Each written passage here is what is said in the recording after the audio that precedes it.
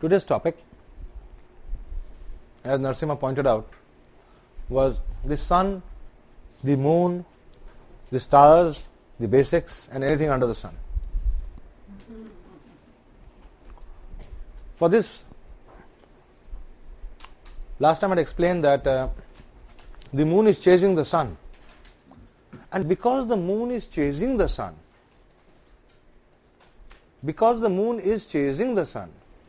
that is why creation is occurring. If moon does not interact with the sun, there shall be no creation. The creation is a process where the male principle, independent, aggressive sun, and the female principle, the mind, the emotional, calm, caring mother, moon, they are they're constantly interacting. This interaction between the sun and the moon is the essence of all creation.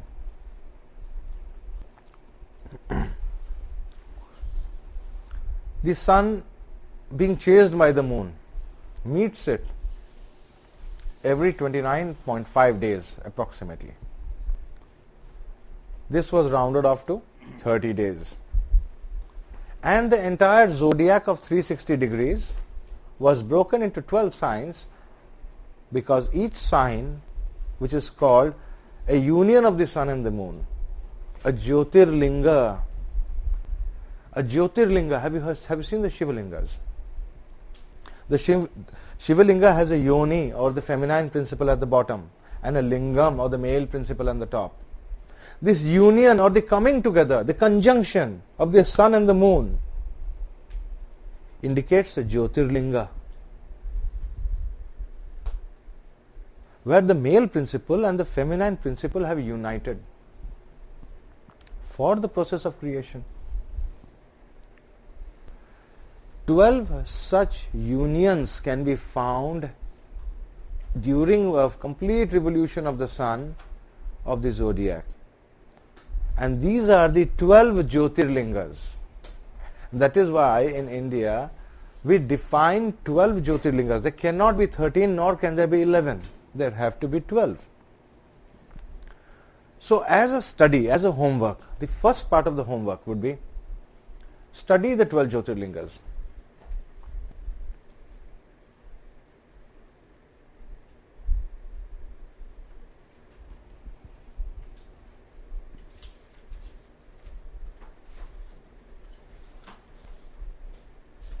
Unless you understand the nature of a Jyotirlinga fully, you do not understand the nature of the object that is created, or the being that is created.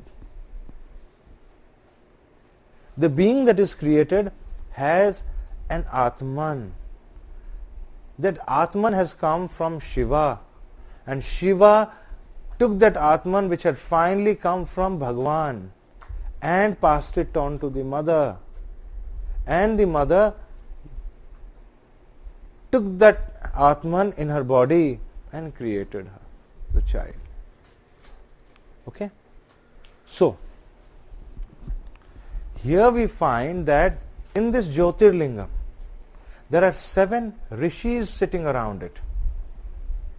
There is a Jyotirlinga. When you talk of Sapta Rishi Nadi, the process of creation has been explained as the Shivalinga in the center, as said to be Parvati, the mother. She sits at the center. She is the one who is sitting.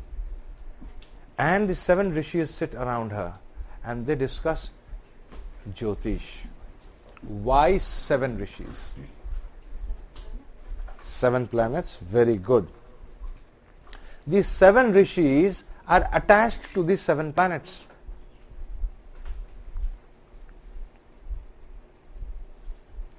So we find that the Jyotirlinga in each sign has 7 rishis sitting around it.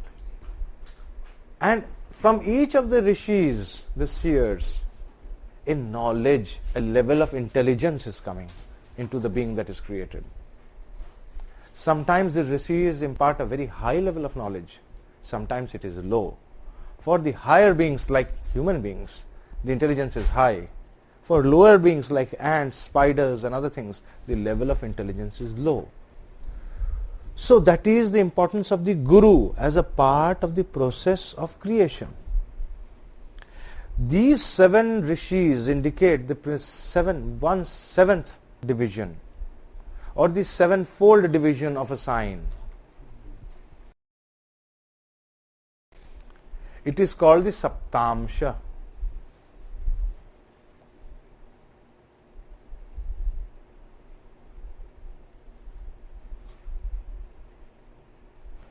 In each of these amshas, when you read Parashara explains that each of these amshas is a rasa. Do you know the meaning of rasa? No. Rasa. Rasa, I can Juice, essence. juice in a more material Nectar. way, I can say it's a juice. Nature. Taste, Flavor. a flavor. The rasa is very important. There are 7 rasas as the deities of these 7 amsas called Saptāṁśas. If you have Brihat Parashara, look it up. You will know that the 7 deities of the Saptāṁśa, Saptāṁśa is the creation, are these 7 rasas. Now if all the rasas taken together represents a mother, and that mother is called Sa, means all, Rasa means all the rasas that create, Vati, possessor, Sarasavati, Saraswati. Sa, all, 7. the 7, because the 7 spheres are there, that is why the 7 rasas they will have. Rasa, flavors, essence of the nature, the part of Bhagavan. Vati, possessing.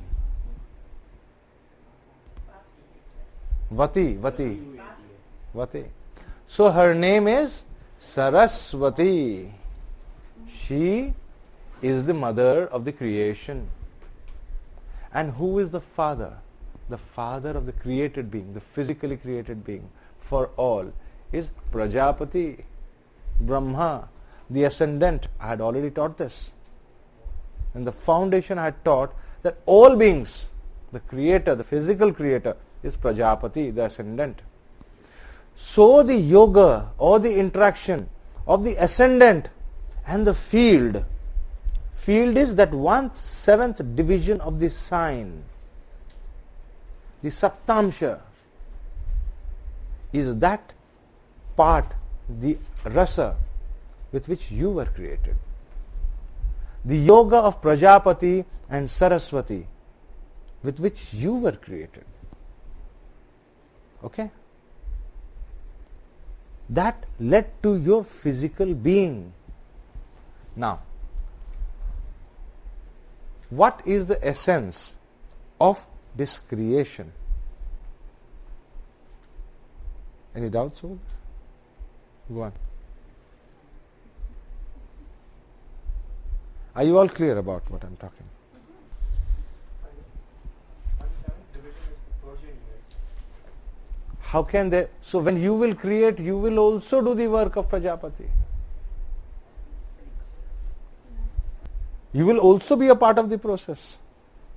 You were created and you will also create. It's a part of it. The rasas that will come into being are there. That is why we say that at the time of the birth of a child, the mother may develop a taste which she hates otherwise. My mother doesn't like much of sweets, but at the time of my creation she was just eating sweets all the time. She couldn't understand what went wrong. Madhuram, the sweet taste. So each division, Saptāṁśa, has a particular taste, a rasa. Study and understand these rasas and attribute these rasas to the 7 planets. Homework. Which rasa is attributable to which planet? There are 7 planets. Beings that are created physically cannot be created by Rahu or Ketu, because they don't have bodies. We are talking of beings with bodies. So it has to be from Sun to Saturn. So you as homework will have to find out and tell me tomorrow as to which rasa is attributable to which planet. This is very important. You will see later the importance of this in identifying the rasa of the person.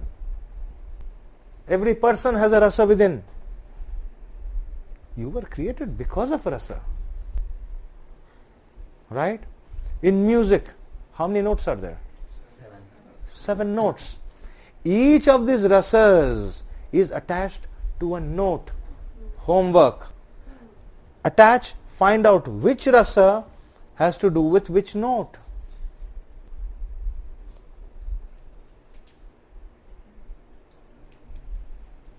Now we go on.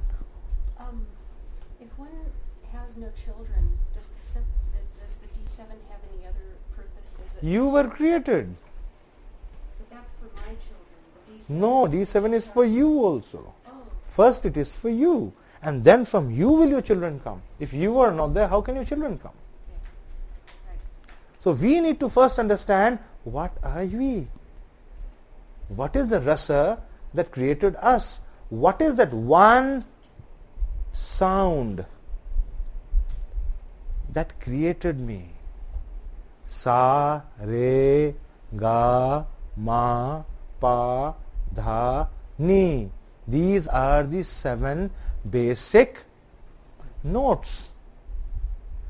Please say those again. Sa, re, ga, ma, pa, dha, dha for dhanush, dhi, dha, ni. These are the 7 notes. These 7 notes can be mapped to 7 planets, who can be mapped to the 7 tastes or the rasas.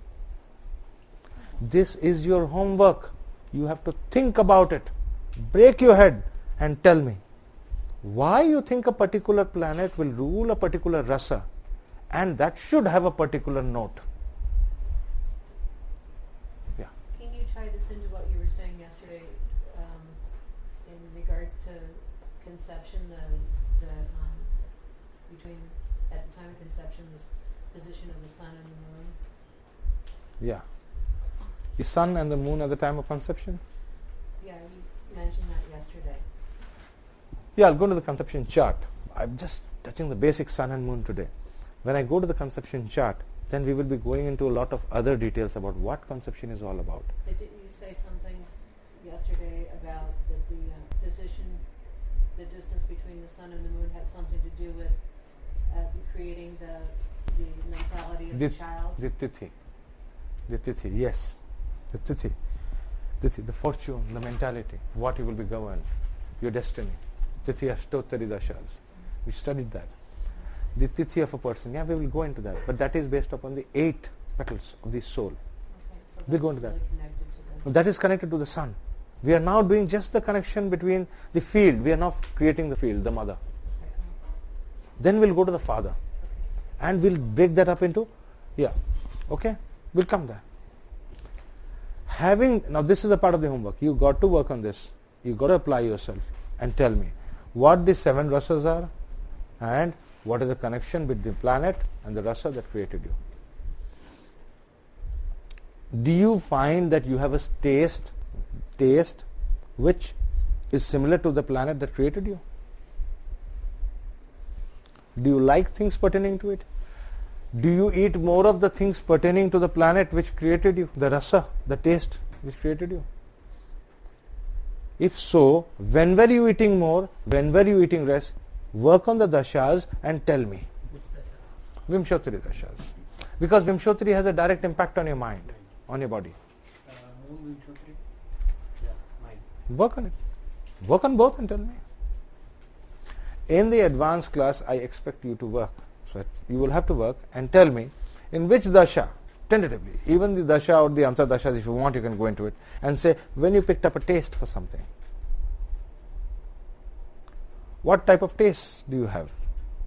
Are the tastes good for you? What kind of music do you like? These 7 notes have 7 moods. What kind of music do you like? That is again from the mother, the very essence that created you. Everybody knows Saptāṁśa, but did you really know Saptāṁśa?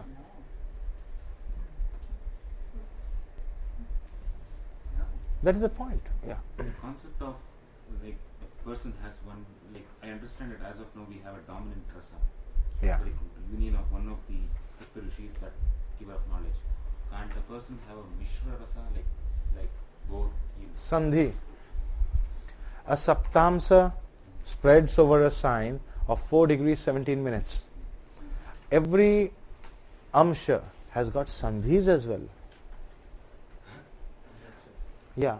But I am not very worried about the sandhis. I am worried about mishra rasas or having 2 or more tastes. And 2 or more tastes can come when the lagna isn't having one taste.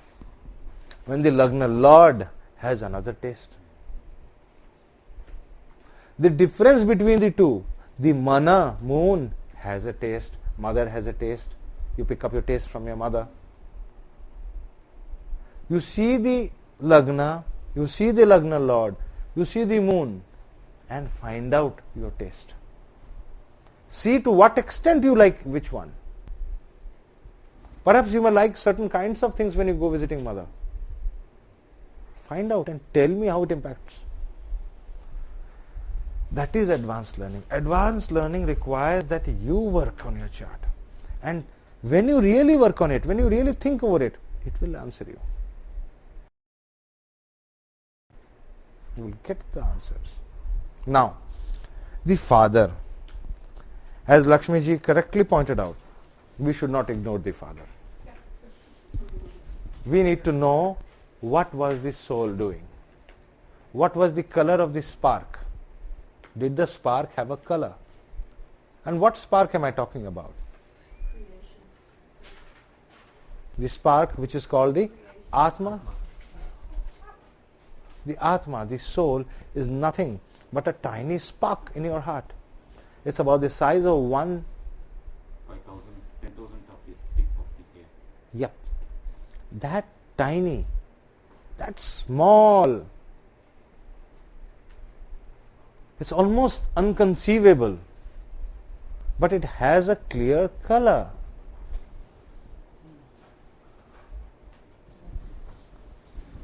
And this color of the Atma is based on the color of your Ātmakāraka graha. How many planets can be the Ātmakāraka? Any one out of 8, right? Now let's see one by one. Each one of you will tell me what is your Ātmakāraka and what is the color. Start. Moon. Color. White. White has all the colors in it. Okay. You see? You need to rethink. Yeah. The light of the sun is white. The original sunlight. That is supposed to be the light of God, which is white light. That light splits into 7 colors. ROYGBIV. Please write it down. Red, orange, yellow, G is green, B is blue, I is indigo, and V is violet. And there is one more color which is not visible to the eye, and that is black. Please write that as the 8th color. Black is definitely ruled by Rahu. I will not argue on that. So, that's your Ātmakāraka. Okay. Okay. Now, one by one, you will again tell me your Ātmakāraka, and in the meantime, think about it. What's your Ātmakāraka?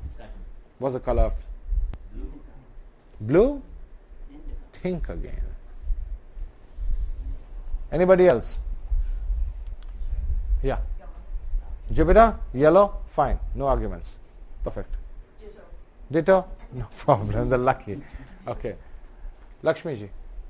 Saturn. Saturn, what's the color? I'm still contemplating. Okay. Blue, agate, that is cyan. Basically, when we talk of blue, we are talking of cyan, not the deep blue that she is wearing. That color is ruled by Venus. Which color? Is black. Blue. Black is not Saturn. Black is Rahu. Why is black ruled by Rahu? Because that is that color which is not visible. Can't we go to the ultraviolet and What is ultraviolet? What is the color of ultraviolet? light? As far as your eyes are concerned. Invisible. It's invisible, it's black as far as you are concerned. You can't see anything with that light. So, ultraviolet is black. It's not visible to you. What is the term Rigbio they use? Initial like this. Is that something? Pardon? Rigbio. Rigbio. R-I-B-O.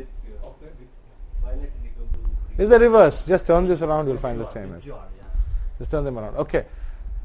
Think about these. I have given you some hints. Red is Mars. Mars. Orange, Sun. Sun. Yellow, Jupiter. Yellow, Jupiter. Green, Mercury. Green, Mercury. Blue, that is basically cyan. What do you call cyan blue? Light blue, Venus. Venus. Sky blue is Venus. Then Indigo. indigo is Saturn. Saturn. Are you sure about it? Violet is not Saturn. No, indigo is Saturn. What is indigo? Indigo is a blue basically. More like the jeans. You seen the jeans they wear? Yeah. So indigo is ruled by Saturn. Saturn Yes. and violet Moon. moon. Okay. But think once again. Maybe indigo is ruled by the moon and violet by Saturn. Think once again on this. Maybe. Mars on one end, Saturn on one end. Sun on one end, Moon on the other end. Jupiter, Mercury in the middle. Jupiter, Venus in the middle, Mercury. Perfect. So violet should be Moon. Violet should be Moon. Indigo should be Saturn. Brilliant. Extremely brilliant. You see that? You see that brain working out there? I couldn't hear what he was saying. You see that? Quickly he catches. I have to Mars just give and this guy a Saturn hint. on the two ends, Right. and then Sun and Moon on the Yes. again in symmetry. Jupiter and Venus in the middle, Mercury. So Saturn is violet. Saturn is So the- brilliant. This is what I like. I like you to think. Visualize. What am I talking? You should go ahead of what I'm talking. Got that? What's my Ātmakāraka? Got that? That's all right. I'll get it. Okay. What's your Ātmakāraka? Rahu is black. No problems. I have no problem. Now when we talk of spirituality, somebody who's in the middle of the spectrum, either this side or that side is a long way. Somebody who's in the middle. Like green, Mercury, Ātmakāraka. It's a long way. It's a long way to Godhead. Somebody who's already in the darkness. What is light? What is the meaning of light? It is ahankara. Your own identification. To what extent do you believe in your own identity? An independent identity. Have you tried a small child? Maximum amount of own identity.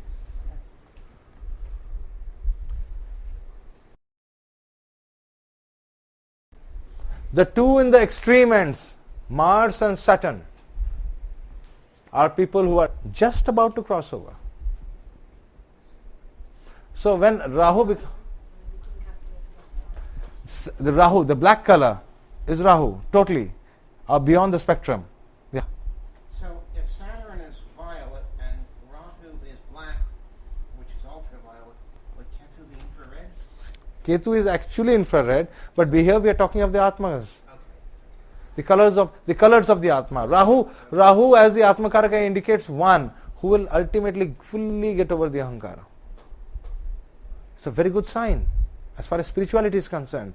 The identity of the self as an independent existing, as an independent entity is lost because there is no light. What is light? Light is knowledge of the self as an independent existing entity.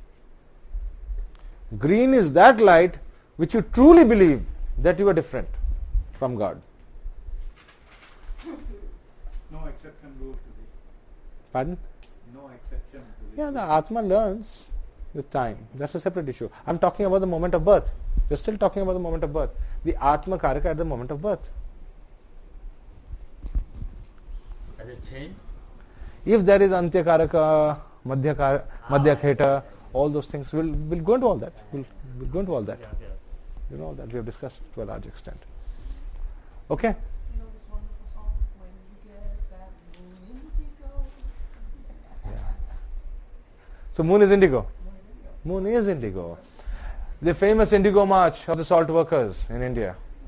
Mahatma Gandhi's famous indigo march. He became famous because of that. Moon in the 10th house, in the Rudra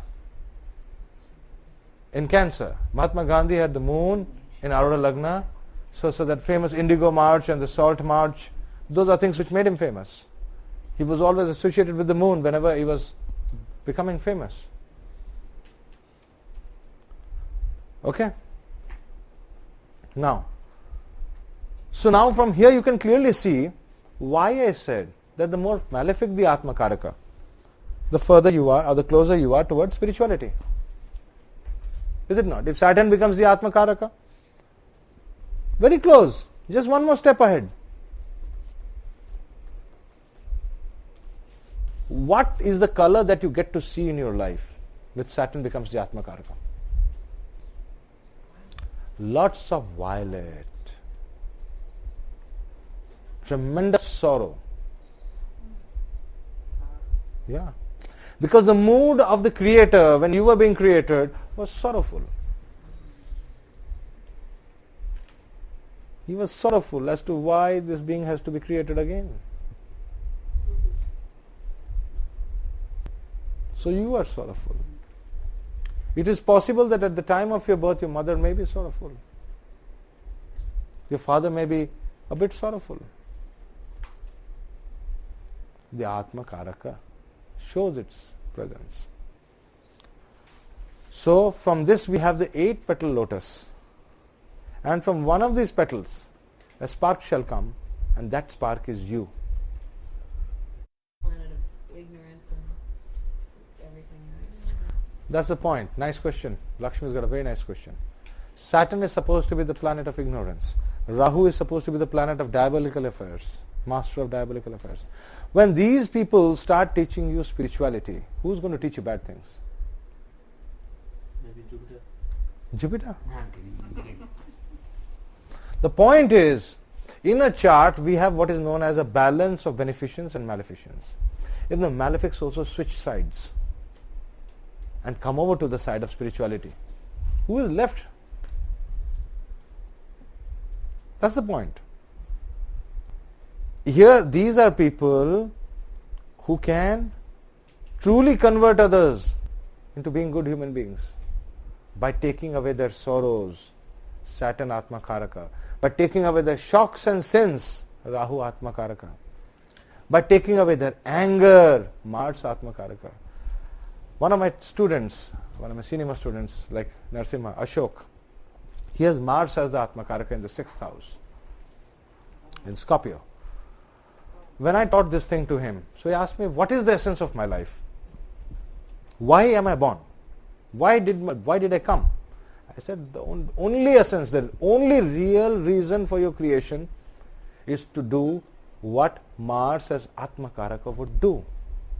What happens when a great murderer like Emperor Ashoka decides to throw away his weapons and take ahimsa, non-violence, as the path? In such a scenario, what happens exactly? That means Mars is no longer the murderer, the warrior. He has thrown away the weapons and taken the path of non-violence. So it is your challenge in your life to convert as many violent people into non-violence. If you can do that, you have understood fully the essence of your birth. And so he got into this mission, in which he used to go and get hold of these young juveniles, and he would start converting them. No, violence is bad. They would get angry, they would abuse him and everything. Ultimately, but they would always find him as a father figure, as a brother figure. They could come and confide in him. Today I did this bad thing. He would sit down and tell them, I told you to do your mantras. This is your chart. Explain it to them. And you can see he actually ended up converting a number of them. A number of people, youngsters who would have otherwise become big time criminals, changed. So a few months back he came and asked me, Guruji, I want to now go to learning Upanishads. I blessed him and said, go. You can see the soul is finding its path. Like that, every soul must decide that what I am going to do. People with Saturn as Ātmakāraka should do Jyotish. Why? You should learn to have the strength to take away the sorrow of others. To help them at a time when they need you. If someone is crying and needs a shoulder, it should be yours. Be strong and be there. It's a very big challenge. It's a very tough task. Very painful. But then, that is what you are meant to be. This is the important message of Jyotish. This is what we call as the advanced learning. Now, each one of you can easily decide as to in what way I can serve the purpose of my birth. It's a tough job, but we need to define it. And unless we define it very clearly, we will not know why we are here. For this purpose, we need to see, number one, the sign occupied by the Ātmakāraka. The blue light in the case of Saturn is in which house? Which house do you have it, Lakshmi? Fifth house Libra. Fifth house Libra? Okay. What would you say for someone having Saturn in the fifth house and Libra as the Ātmakāraka? What message would you like to give to her? Children? Educate children. Why educate? Fifth house is education. Fifth house is not education. I mean, This is one of the things we'll be doing also. You people should be very clear about what each house is. Such a person will definitely be of great service to Dharma. Okay. What else? There may also be a lot of loneliness in service in her work. No, she must ensure that there is not much loneliness, although she likes. Others, but for herself. Yes. For herself it will be a very lonely path. Anybody with Saturn as the Ātmakāraka, life is a very lonely path. Be sure of it. Be prepared for it. And what else? Any other messages? Very powerful for mantra shastra. Actually, I thought the real strength for mantra shastra came from Jupiter, the significator, having anything to do with the mantra pada. Unless the mantra is blessed by the Guru, it has got no meaning. It has just got no meaning. You can read it from a book and keep reciting. It has got no meaning. Fortunate is the man who gets his mantra from the Guru. That is the meaning of the essence of the aspect of Guru on the mantra pada. Mantra sthana is the place where you will do the mantra. And Saturn exalted as the Ātmakāraka in the mantra sthana shows that the person has a huge and beautiful mantra sthana, like this room. A beautiful mantra sthana. What else does it teach us? Libra is the sign of balance and compassion. Yes. Balancing is going to be a tough job. What else? Leadership, using the mind, the fifth house for leadership of people. Tremendous leadership, yes. It's also the place of the workplace. Huh? It's the place of the market. So she could do work in the marketplace. What does that have to do with the soul? What? That could be a reason. Okay, maybe. You have to find God in such places. Yes. Why? Because it's the ninth lord. That's why. Nobody said anything about the eighth house lordship. I'm waiting for that. We are all sitting here doing something. Of course. She is the center for that. You can see that clearly. 8th Lord becomes the Ātmakāraka as in the 5th house of Paravidya. Come on, look at that. It couldn't have been better. And if she learns and takes Jyotish to a high level, it will be the song of her Atma. It's also in the 11th house. By Rashi, by Grahadrishti, a desire, yes, a desire. Other details you can study and you can see. In this manner, as homework, study your own Ātmakāraka. Study it in detail. Study it very carefully. Count the signs from your Ātmakāraka to the Lagna, from the Lagna to the Ātmakāraka. See the sign where it is. See the lordships. Do not miss out a lordship.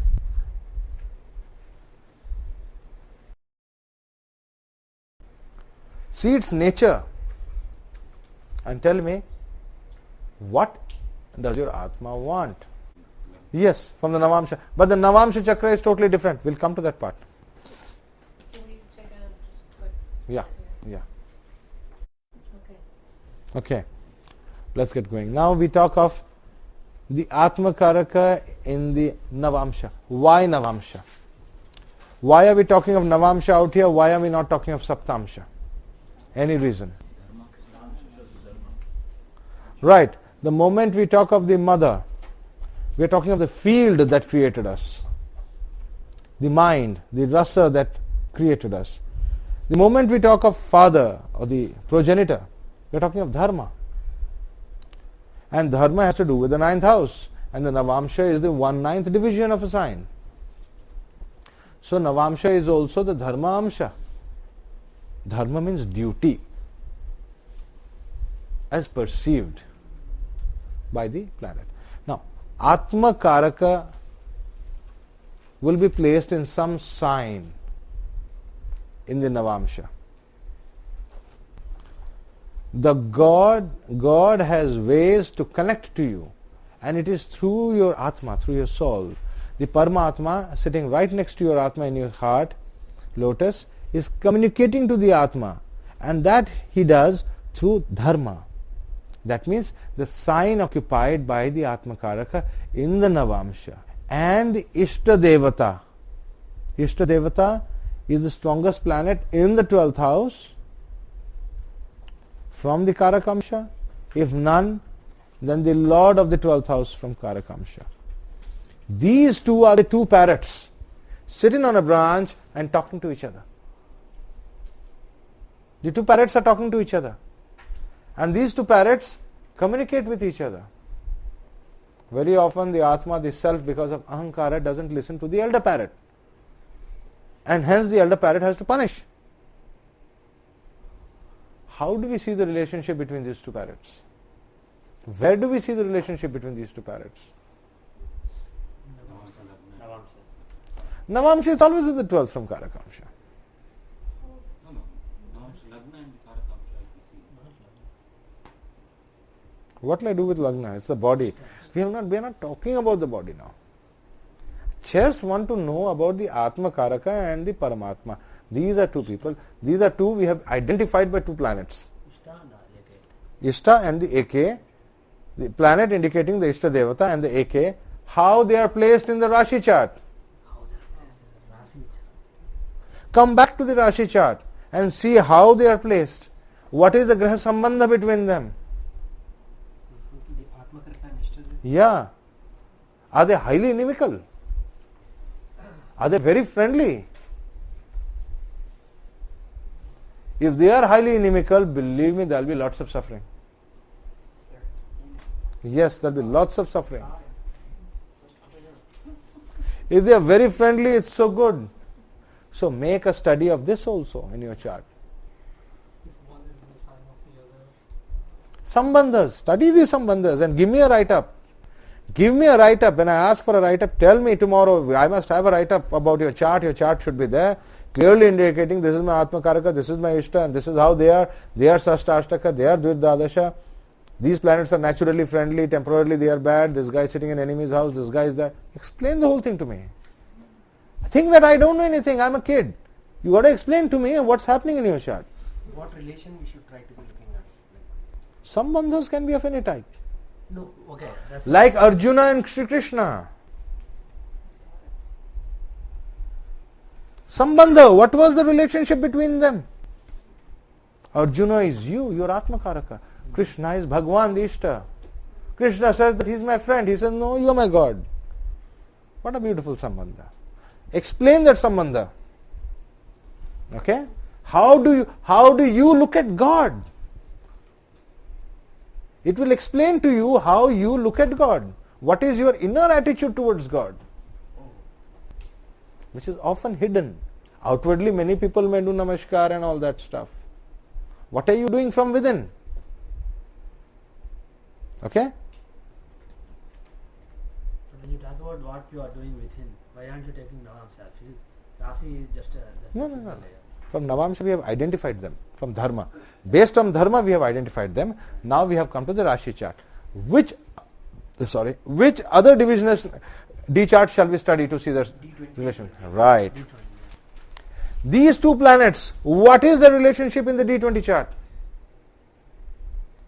From there we get to know what the relationship of the Atma and the Paramatma is. How it is manifesting. Which is more important, D1 or D20? Both are. How significant is Argala in the Graha Sambandha? Yes, study Argala also. It is very important. Study the Argalas that the Iṣṭa Devata has on the Ātmakāraka. Vice versa is not important. God is more powerful than the individual. In some cases, it may be the same planet. It's good if it is the same planet. But then it all fuses into one. But how do you differentiate the influences? See, when you see the chart, I'll tell you something. When the two planets are one, give me an example, then I'll explain to you. I guess. Oh, really? What's your Ātmakāraka? Sun. Where is it placed? Rashi chart, Navamsa. 7th house in Virgo. Sun is in Virgo. And is there any planet with the Sun? Moon. So moon becomes the Iṣṭa Devata. Keep that in mind. This is a rider. Otherwise you would be Chaitanya Mahaprabhu. Will be falling at your feet. If your Sun was alone, you would be none less than Shri Krishna himself. That's spiritually advanced. When the Iṣṭa Devata and the Atma are one, fused, then that being who is sitting in front of you with such a chart is a very divine soul. But when another planet conjoins, then such a other planet shall be the Iṣṭa Devata. Oh, Iṣṭa Devata or Ātmakāraka? Iṣṭa Devata. How can the Ātmakāraka change? This is the heights. You can't change the Ātmakāraka just like that. Okay? Bharminder, are you understanding? You've asked a very good question and you see the subtle differences which you got to bear in mind. One more slide. Yeah. What about things like Valgotama and all that? Take that into account. Take everything into account that you know on Jyotish and explain. I'll leave it to you. Let us see how much of Jyotish you know. Explain it to me. Why does the second planet in that conjunction become the Iṣṭa? Because if there was such a pure conjunction between the soul and the Paramatma, then the soul himself is none less than God himself. He is a perfect representative of God, of divinity. This you will find in the charts of Shri Krishna and Shri Chaitanya Mahaprabhu. In the chart of Shri Chaitanya Mahaprabhu, Aquarius is the Kārakamśa and Saturn is alone over there. No planet conjoins. This is the 5th house. So the 12th Lord from Kārakamśa and Kārakamśa himself are one and the same. The Iṣṭa Devata is the person himself. His soul himself is a representative of the Iṣṭa Devata. There is no difference between them. And that is Saturn. It indicates the mood for which Bhagwan came. He came to teach what? Saturn, renunciation. Saturn, tapasya. Seva, dharma. You see the beauty of it. You study the chart, you will understand. And it's in the 5th house of mantra. He gave the mantra, he turned it round and gave it again. Nobody would have dared to touch that Mahamantra. He did it. That is the proof of Chaitanya Janma. Now when we go back Go back thousands of years and we go back to the chart of Shri Krishna, you will find the sun as the Ātmakāraka sitting in Virgo. Alone. And Krishna came as the Yuga avatar. And what did he do? He gave the Bhagavad Gita. Now Bhagavad Gita is represented by which planet? Anybody? The sun, of course, that's right. The sun represents the Bhagavad Gita. It was first given to the sun god and then sun god passed it down. There you see. It's all there. This is what I want you to study in your charts and tell me in more detail. So tomorrow's homework will be interesting for me to read. What time are you coming? I need to appreciate the time to do my work. No, but tomorrow morning, Lakshmi ji, tomorrow morning I think.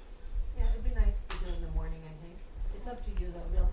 We can do this in the morning and then you all have time in the afternoon to rest, to work on your homework. You will be fresh from your work. Okay. Now, let's see how much you have understood in this now.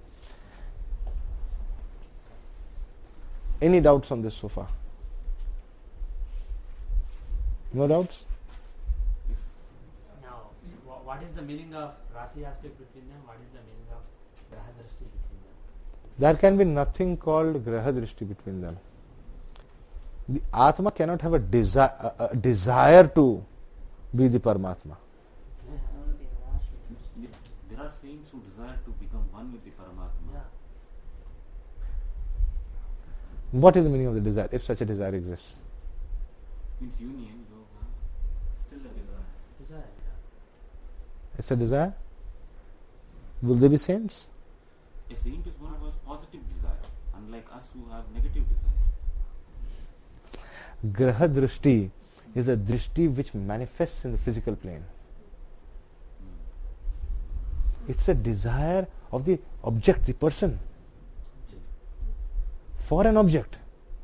Like Bhagwan Shri Ram, when Bhagwan came, he had a desire to have his wife back. That desire led him to Hanuman. It is an object related to this plane of consciousness, the physical plane of consciousness. Yes. Desires are desires of the jiva, not of the Atma. True. Again, what desire can be there with the Atma? So it's no use. Graha Drishtis is of no use. Don't waste your time with Graha Drishtis and the Ātmakāraka and Kārakamsha. And there's no Raha Drishti because they're 212. No, as such in the Namamsha they are 212, but in the Rashi they may not be 212. Even if it is there, it doesn't matter. What matters is that which is permanent. What matters is their Sambandha. Okay? Any more questions on this? Nice question. A planet, normally Rahu becomes Ātmakāraka in Balavastha. No other planet. Not necessarily. It depends on whether it is Sar sign or even sign. Even other planets can be in Balavastha Yeah. when they become Ātmakāraka, because it depends on odd or even sign. Oh yeah. Right. So generally, you will find that planets in Balavastha, when they become the Ātmakāraka, it just indicates any Rashi Sandhi planet. It will only indicate that the houses that it owns is being destroyed. So when the Ātmakāraka owns houses and those houses are getting destroyed, it is a very, very important lesson that is being taught to the Atma. To the Atma. Yeah. Such people are normally, although they have found God, they are still looking for God in different forms.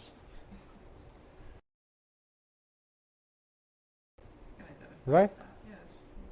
Right. How many of you have too many planets in the 12 from Kārakamsha? Confusion. Lakshmi doesn't have it.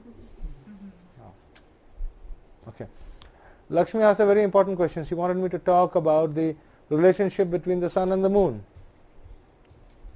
What is the relationship between the sun and the moon? Now we come to this. We have now identified clearly the mother, Saraswati, the field on which the creation, physical creation will take place.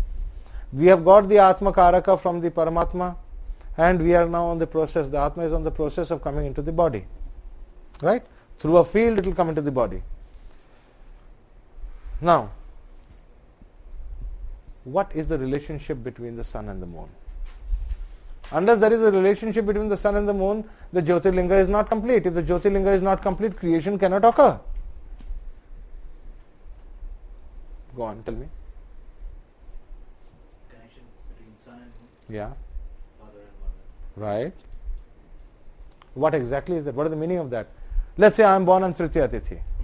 What is the connection between my sun and moon, my father and mother? Well, there is a distance between 36 degrees between sun and moon. What father and mother are we talking about here when we are talking of sun and moon? Physical father and mother? No. Right. Good. Tell me. So sun and moon represents what? The male forces and the female forces of nature that are leading to my physical creation. I am also a part of nature. Why are you forgetting that? And I am first a part of nature, and second the products of my father and mother. You got to keep that in mind. So sun and moon are really not father and mother in that sense. They are the higher father and the higher mother. And what is Tithi? Have you heard of a thing called Tithi, right? You have all heard of it? And a Tithi is supposed to be 12 degrees. Why 12 degrees? I need answers to all these whys. That's how I learned my Jyotish. Moon moves 12 degrees in a day? 13 degrees. The 12 degrees can be mapped to the signs, 12 signs. Can't you map it to the 12 signs? 1 degree per sign.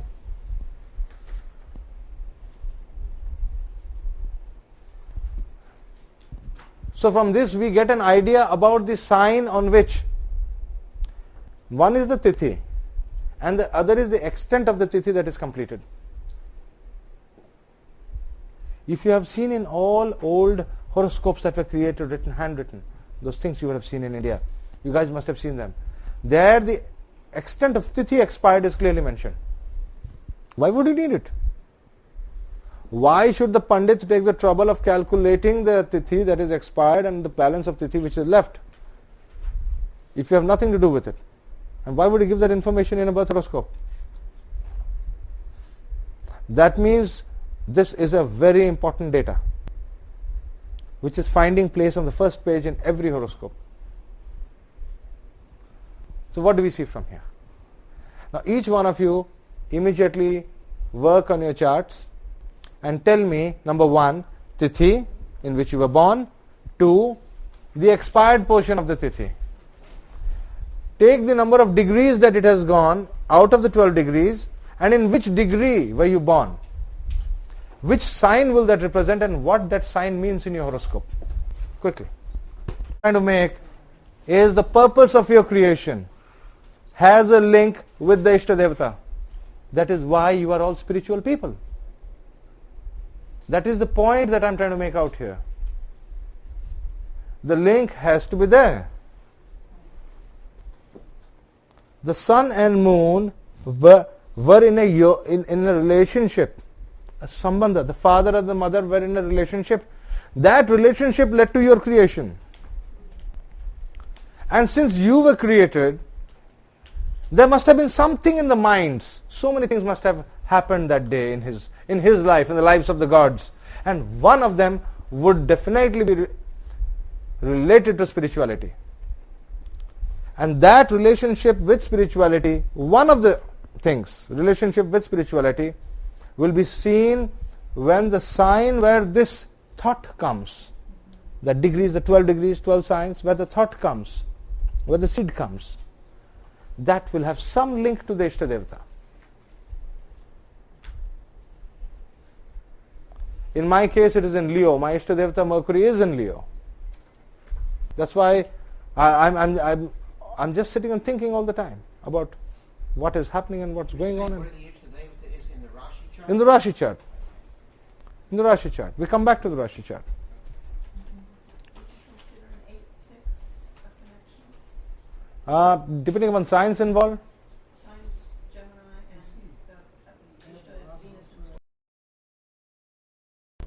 No. Gemini and the Iṣṭa Venus is in Scorpio. Where's Mercury? In Sagittarius? No. Where is Mars or Ketu? As in Sagittarius. So Mars is connecting to Mercury. Mars, the dispositor of your Ātmakāraka, is connecting to Mercury. People who are ruled by Mars or by Mercury will be the ones who will take you to Iṣṭa. There are others who will tell you about your Iṣṭa Devata. People ruled by Mercury will be very important. Mercurial lagnas will be very important for you. Mars lagnas will be the connection. These are the people who will connect you to your Iṣṭa. That's how you get to know. Probably Lakshmi would have told you. Yeah, it's there. You check up more carefully. It will be there. Do we also see the house in which it falls from the lagna, where the... I told you, there will be so many matters involved. In that day, that one day, when Shiva and Shakti came together for your creation, on that day they would have discussed so many things. One of the matters will be related to your Iṣṭa Devata. It has to be. That is why you are spiritual. In these billions and billions of people in this world, why are you spiritual? Why are you? There has to be some link. Find that link. Right? So you see, Tithi can be used for so many more things. Okay. Now I was to talk about the sun and the moon relationships. Right. Now I will go slightly more into the sun and the moon. The sun and the moon, they dance in the skies. And they dance and they rule over the day and the night. That is something we all have observed. An observable phenomena by which the world runs. The world runs on the basis of this. All time is kept and maintained on the basis of the fact that there is a daytime and there is a night time. So the first thing that we have to do in any chart, in a zodiac, is to divide it into two parts, giving half to the sun, half to the moon.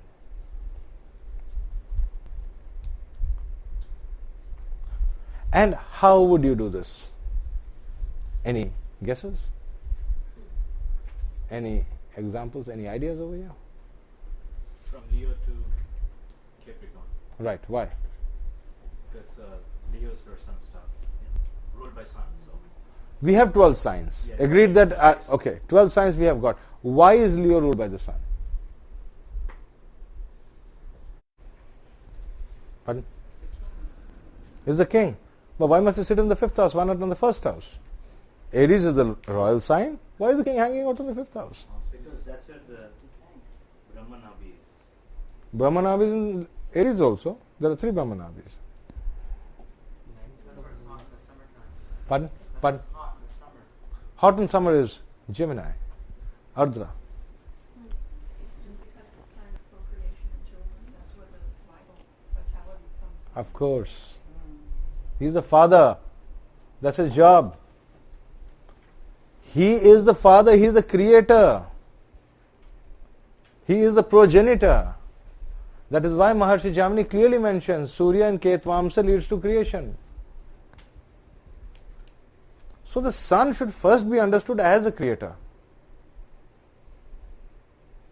And he is never negative to creation. That is why they say that the sun is never an enemy for the Upapada. Upapada is the house of marriage from which creation occurs, procreation occurs. That is why the sun is never ever inimical to the Upapada. The sun will never cause a break in the marriage. Never. Other planets may do so. Now, we have 3 points from where we can start this zodiac. We can start this zodiac, this bifurcation of the zodiac into 2 parts. We can start either from 0 degrees Aries, or from 0 degrees Leo, or from 0 degrees Sagittarius, because these are the 3 Brahmanabhi. I did that earlier about the 120 degrees, full life, 120 degrees, again 120 degrees. I have done that earlier. You will all remember.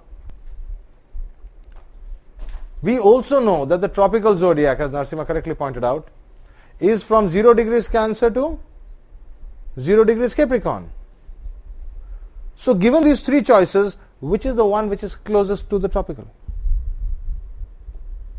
Obvious choice is what? Leo. So 0 degrees Leo to 0 degrees Aquarius is 1/2, we call the day half. Okay? The other half is the night half.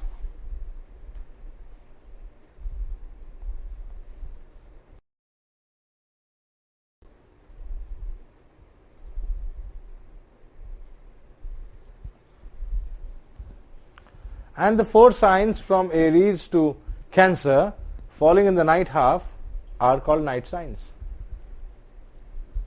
Simple. These are all simple things. You have done all this, night signs and day signs. I have done these things earlier. You can find it in the other tapes. Similarly, the 4 signs. Whose is this? Whose is this? Okay. The 4 signs from Leo to Scorpio are day signs. As soon as you reach Scorpio, sunset is about to take place, so you're thinking about the night. So Sagittarius and Capricorn become night signs, and Aquarius and Pisces become day signs. What really are day signs and night signs? Day signs are signs of good energy and activity. Night signs are signs of low energy and sleep. Okay? Think that you have woken up at Leo and you work till midday. In Scorpio, you have a very heavy lunch. Sagittarius, you're dozing. That's it. You just wait for the work to finish in the office. Capricorn, close the chapter, go home. Driving home. Aquarius, you have freshened up, evening party. Some people go to parties, some people relax and read, some people do things. Aquarius, you're doing it. Activity is there in Aquarius. That's important. You're full of life again, freshened up, rejuvenated. Pisces, having a nice dinner, closing the day with all good thoughts and good things. Aries to Cancer, you sleep to wake up again. Am I clear on this? Does it not happen with most of us? Today, you see, we all had a lovely lunch with Lakshmi and we are all dozing off. And I'm going to let you early, don't worry. So tomorrow you can come with your homeworks. So now from here you can decide what are day signs and night signs. Day signs are signs of immense activity. Immense activity. Night signs are signs where activity is less, lower. More of thinking, physical activity is low. Signs where you see when we talk of sunlight and moonlight, right? Night has more moonlight, sun has more daylight. That's how it is. Where do you reflect more? Where do you actually apply more of the sun's energies? So it's the day signs or sun. Yes. Day strong signs. Okay, now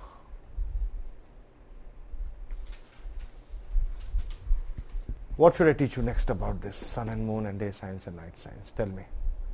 Could you say a little bit more about the 8-petal lotus? 8-petal lotus.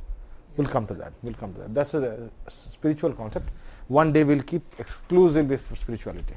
How To do do you that. break the D-charts based on time? Right. We'll come to that now. Atma is always quiet. Point is, we perceive the Atma as being stronger or weaker, as being saying more or more active or less active. Atma is doing nothing. It is simply sitting there on a chair and observing what you do. All activity is related to the mind.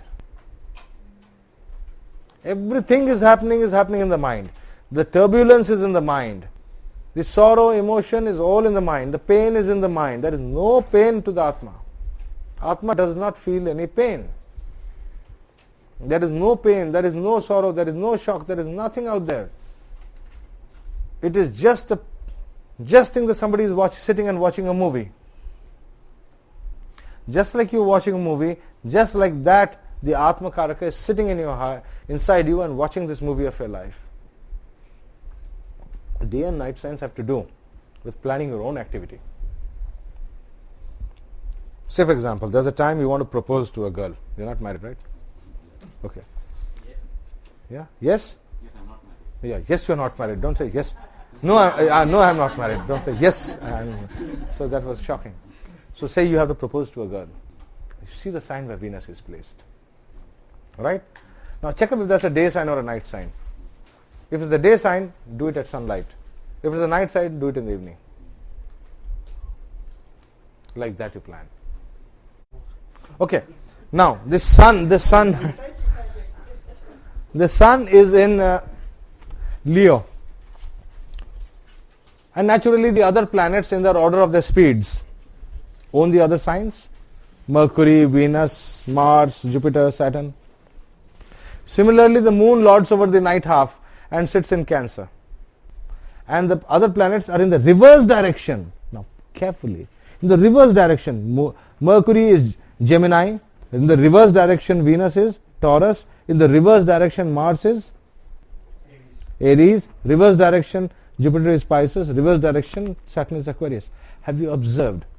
We are talking about a reverse direction for the night and a forward direction for the day. Have you observed this carefully? Observe it very, very, very carefully. The point of sunrise is considered the auspicious point. In the day, the tendency of the day is to go from auspicious to inauspicious. The tendency of the night is to come from inauspicious to auspicious.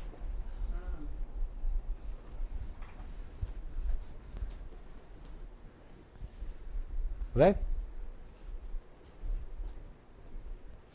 The point of sunrise is considered the most auspicious point. The point of sunset is the most inauspicious point. Inauspicious? Yeah, sunset. Sunset is inauspicious. It represents death. You do not worship the sun at the time of sunset. It's extremely inauspicious.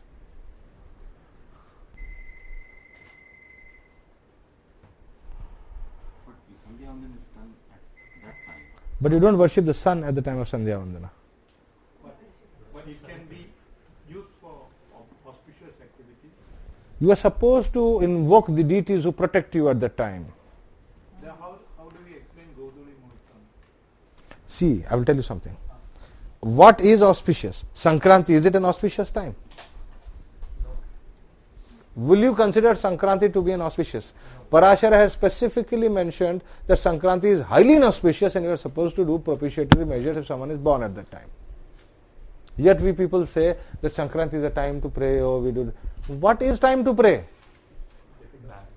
When you are in difficulty, pray to him for help. There is nothing to be ashamed about. There is nothing to be sorrowful about this. We all can be in difficulty at some point of time.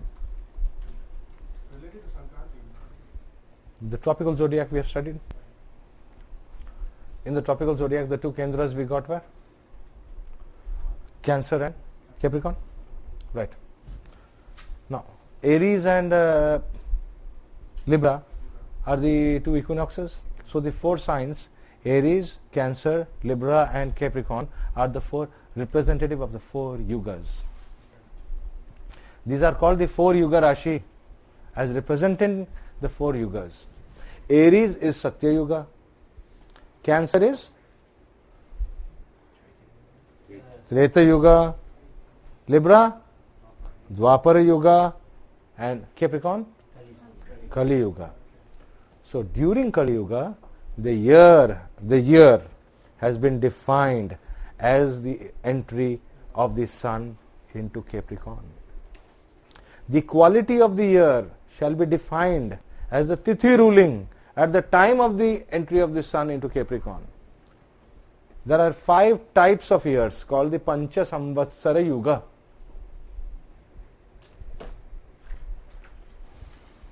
Five types of years.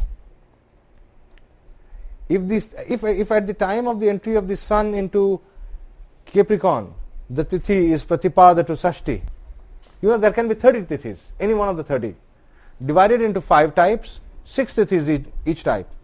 So Tithi 1, that is Pratipada, to Tithi 6, the year is called a Samvatsara, a year that is rising, Sama, Mangala, very auspicious. There can be other types of years. Another 4 types have been defined, depending upon the tithi at which. Are you able to understand? Yeah. Tithi, which was prevailing at the time of the sun century. They are Idavatsara and other types. Yes. These Sankrantis are on the tropical zodiac now? Pardon? These Sankrantis are No, sidereal zodiac. Sidereal, okay. Yeah. We defined them on the tropical zodiac, brought them to sidereal zodiac for human use. Okay. So long, if we are using the tropical zodiac, it can only be used for rains and things like that. I just want to make sure, because you talked about the equinoxes and the solstices, And then we got them here. Yeah. I just want to make Yeah. sure I understand. Yeah. You're right. There is a close linkage between them. For example, when it rains, we all need an umbrella. Right? So it's very simple as that. So tropical zodiac and the sidereal zodiac are linked, whether we like it or not. But we always have to be careful which zodiac we're using when we talk about doing something. Right. When we are talking of human activities, it has to be sidereal. Manushya Jataka. Right? Am I clear, or is there some doubt? Okay. You know, say the other 4 Samatara. The other 4 names, if you want, you can take it, but what will you get out of it? Idavatsara, one of them. Let me see if I can recollect all the others. Never used them, so I need to do more of mundane. Okay, you can check on this. I'll give you the other 3 names. They're just names. Yeah. You said the auspicious time to set the sunset time. Inauspicious. Huh? Inauspicious. Inauspicious. Yeah. I asked the question, how does Jyotirliṅga become auspicious at that sunset time? Is it the moment immediately after sunset, or is it the moment immediately before sunset? It is 24 minutes before and after sunset. No, it is not auspicious. Not It is not auspicious. That is what you call as the Sandhya. You are defining the Sandhya. The Sandhya is defined as 1 ghati, 24 minutes, this side before sunset, and 24 after sunset. No, that is extremely inauspicious. Extremely inauspicious. extremely auspicious. Extremely inauspicious. It symbolizes death. That is the muhurta at which you are supposed to worship Bhagwan Vishnu. Give water to Tulsi. You must give water to Tulsi at that time. Why? When someone dies in India, we put little bit of water and Tulsi in the mouth. Keep that in mind. Sandhya Deepam is lit at that point of time. Worship of Bhagwan is extremely important at that point of time. They say that those who light a lamp and worship Bhagwan Vishnu at that point of time will at their moment of death have the name of Bhagwan in their lips. So from that point of view, it is extremely auspicious. You see the point? There can be nothing more auspicious than that. The question is, what are you linking? If you are linking the physical activity of living, it is extremely inauspicious. If you are linking the spiritual activity of taking the name of Bhagwan at the time of death, it is the most auspicious. What are you linking?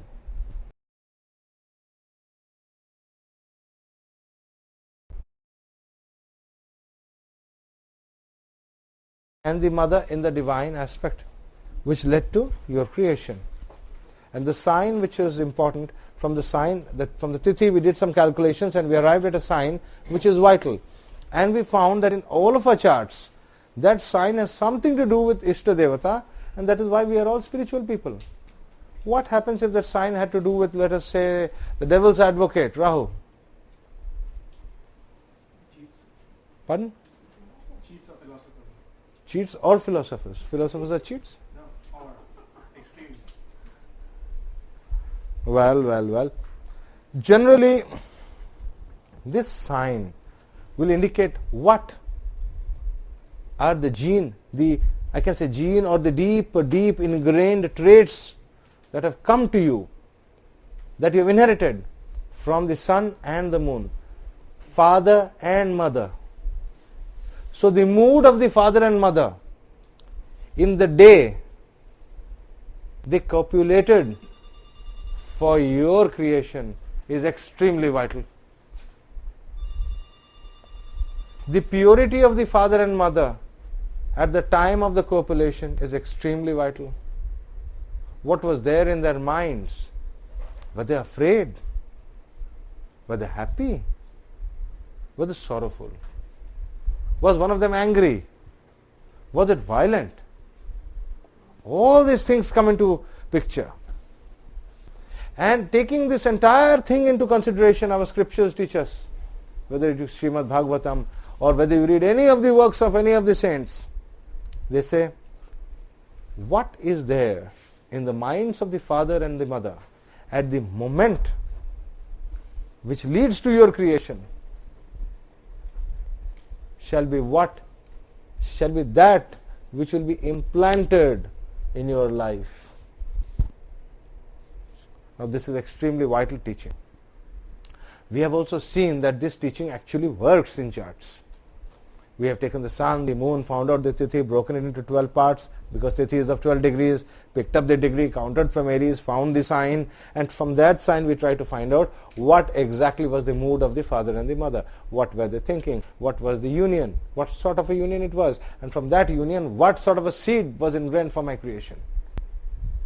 Is that why the ancient sages say we should be using Ātma charts? Yes, of course. We'll come to Ātma charts. So you realize the importance of this. So it is extremely vital that, number one, if you are planning to marry or you are planning to have marriage and kids, please keep your mind focused on God. Please spend time visiting spiritual places. Please spend time meditating, thinking of the good things of life, thinking of the serious things of life. Examples that we have are the parents of Vivekananda. The father and mother of Vivekananda, Swami Vivekananda, went to the temple called Vishwanath Temple at Benares, spent 21 days praying for him over there. After that 21 days, she conceived. Everybody, in 21 days time, your mind, your Atma and everything, it takes a very different kind of note. Imagine you have spent 20, 25 days or a fortnight, 15. You have already spent a week in doing Jyotish. Naturally, your minds are not that what it was when you came here. You have left behind your problems. Okay, they are there. The problems have not gone, but they don't torment you on a day-to-day basis. You are more calm. You are doing something which is more important for your soul. So you are not worried. By now you have all calmed down and you are all thinking of the higher self. This is what happens when you go to a spiritual place, a pilgrimage or such place where you develop such a mind through higher mantras, through the yoga, through meeting spiritual people.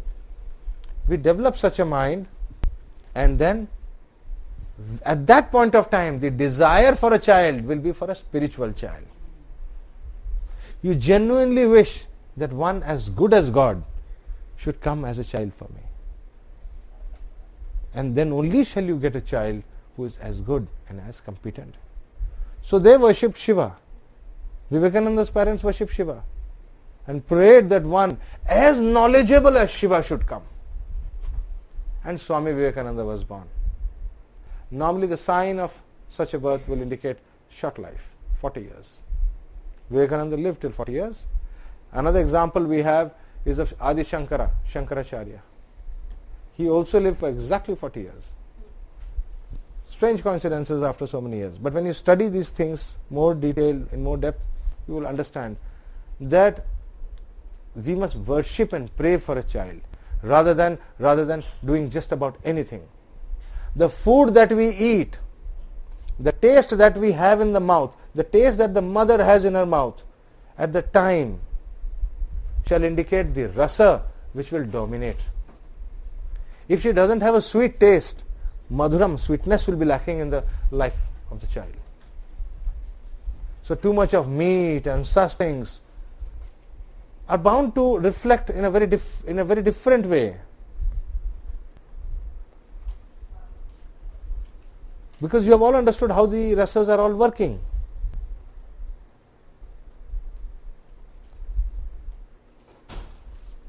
It is important that the mother listens to spiritual things, hears, reads spiritual things. Then only will the child who is to be born shall be spiritual. The real teaching that a mother does is at the time of her pregnancy.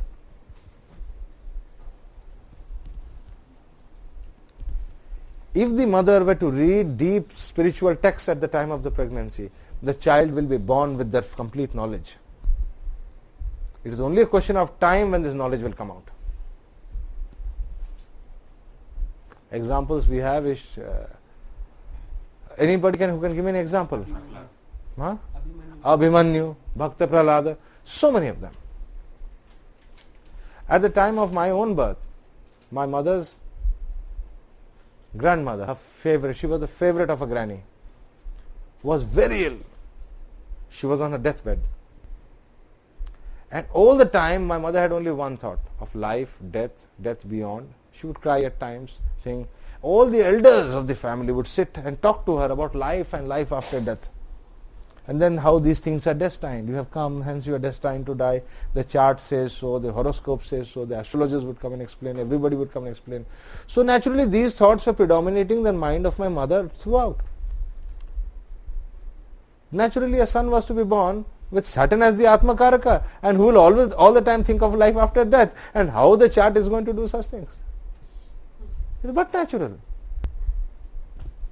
So what you think at the time of a pregnancy is very, very important. You should not think of violence, should avoid violence. So when a lady is pregnant and you as an astrologer see the chart, or you are advising a lady when that she is about to conceive and have children, please be very careful in your advice. Be very careful that you do not say anything that will lead to violent thoughts. If she is having a violent or such things in the environment, ensure that it is peaceful. Do not talk about battles, who killed whom, who did what. It is not important. This is all that is happening in the mundane plane. What you should be talking about, the highest of truths. Somebody has killed somebody, so what? It has happened, it was destined to happen, it happened. It's not very important if some king killed some king. What is more important is definition of God. Try to define God, try to think of God. Read spiritual books. Okay? Now, generally we have covered these 2 points, and Hora, the twofold division. Most of it I had already taught you, the tropical zodiac concept of the twofold division, and now the sidereal concept of the twofold division of the day and night halves. Having divided this entire zodiac into 2 halves and giving each of the planets their signs to lord over, we can also do a similar, if each sign were to represent a day. If each sign were to represent a day, then I can divide the sign into 2 parts, in which one part will be ruled by the sun and the other part will be ruled by the moon. One part will be the day part, the other part will be the night part. First half, right? So be sure that what you said is right. Don't doubt. It's very wrong to doubt. Do not doubt yourself. Good. Leo is the ruler. We started our entire story with Leo the lion. So naturally the lion would like to have his share first and throw the bites to the hyenas. So the lion will like to have the first half of Leo, and then the second half will be given to the moon, and so on. All odd signs will have the first half ruled by the sun, second half by the moon. But why are even signs in the reverse? So why is there no democracy out there? Moon is the general ruler of all feminine signs. Yes, this is the point. Having defined the day and night signs, we went about defining the odd signs as male, ruled by the overlorded by the sun. Who are male shall be like the sun with 2 hands, and other definitions. Female shall be like the even signs. So all the signs, 12 signs, were divided again into 2 parts. the twofold division as male and female signs. You see my point? Everything in Jyotish is nothing but Hora. Hora means Ahoratra. Aho is day, Ratra is night. Twofold division. That is why it is called Hora Shastra. Everything is divided into two types. The dashas are of two types. Vimshottari right-handed, Ashtottari left-handed. Male principle of worship right-handed, female principle of worship left-handed. The Dasa Mahavidya, the 10 deities of the Shakti, are worshipped with the left hand. The Dashavatar have to be worshipped with the right hand. The complementary principle. Odd signs right-handed, even signs left-handed. So in odd signs, the two horas are: first is sun, second is moon. Right sun, left moon. So in an odd sign right, first sun, second will be moon. Even sign, left first, moon, next sun. So the entire concept of the Hora Shastra is nothing but the twofold division of right and the left halves. Heart will be on which side? The emotion heart will be on which side? On the sun side or on the moon side? Left side. It is not that because of this the heart is on the left side. It is one of the reasons why this also fits the principle that the left side is the emotional side of man. Interesting, is it not? Have any of you heard of a person whose entire body parts on this side were nothing but on the other side? This heart was on this side and everything on this side was totally reversed. Pardon? What called what? Oh, I see. There's only one person we know of in India who has this. It's in Bombay. Yeah, there's only one case we know of in India. It was found out by mistake because the doctors went to do an operation and they found that heart is not there. So they shut it up and they found out that the heart is on the other side. That's how the problem came. That's how Indians are. I have seen a person. Pardon? I've seen a person with such a condition. That the heart is on the other side? Yeah, other side. It is not one, there is more than one. Here the entire body parts are on the other side. Oh, entire. Yeah. No, just the heart. Here the entire thing is reversed. Oh.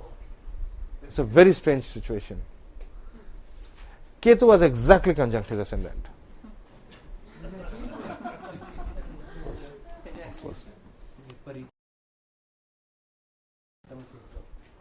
I you know a person like me, what will happen? I'll not get sleep. Did you get his chart?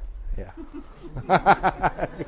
Obviously, we found out something from my wife, and then I went all the way to Bombay. Very interesting case. We'll work on that. Anyway, the point here is male, female. No emotion, emotion. Right hand is the hand of working, sun. The hand of working hand is the right hand. Emotional hand. Hand of taking care, holding, loving, doing your personal things, left hand.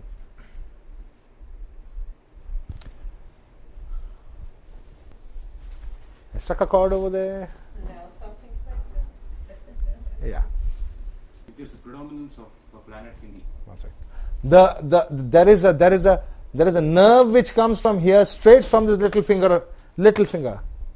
Have I talked of the 4 fingers? Dharma is this finger. Artha is this finger. This finger. Kama is this finger, little finger. And moksha is this finger. Am I clearly being understood? Right? When you have ahankar related problems to any of them, just bend them, make them bend, touch them and do it. Say the mantra. So when we talk of something which is related to moksha, we are doing this. Saying mantras for moksha. When we want artha, this. But just to pray for money is the most stupid thing. So we should pray for money as per dharma. This. Now, if I want my family life and personal life to be perfect, I should be doing this.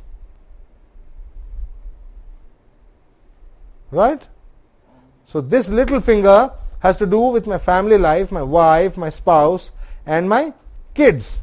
And the left hand has to do with emotions. So from this, did you know that from this finger, there's a nerve that goes straight from here to your heart? If you have a heart-related disease, acupuncture uses this.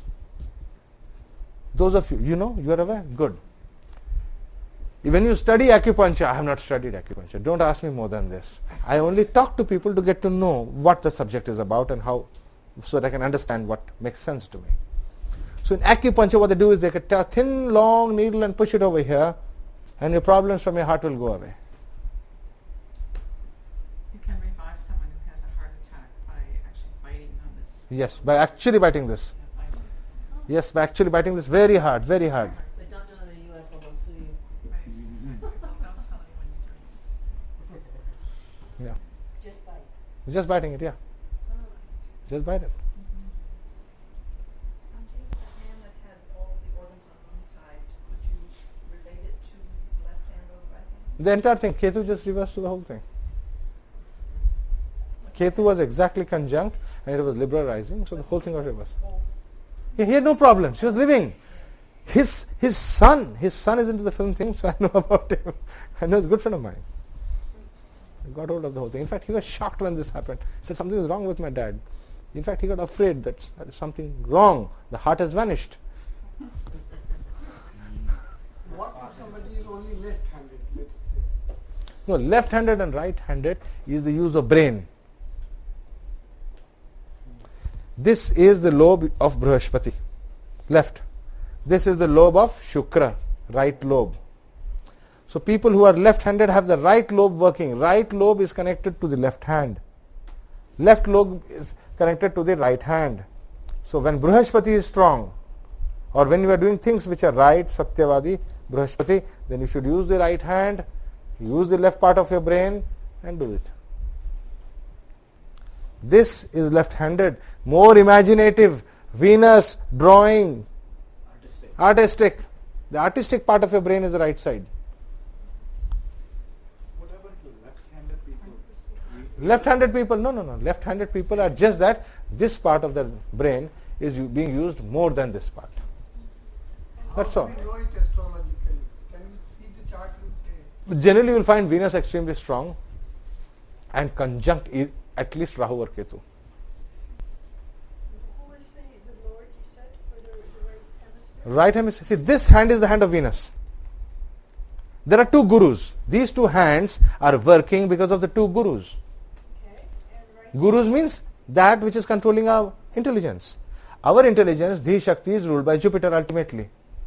And the field on which this is working is that of the moon, mind.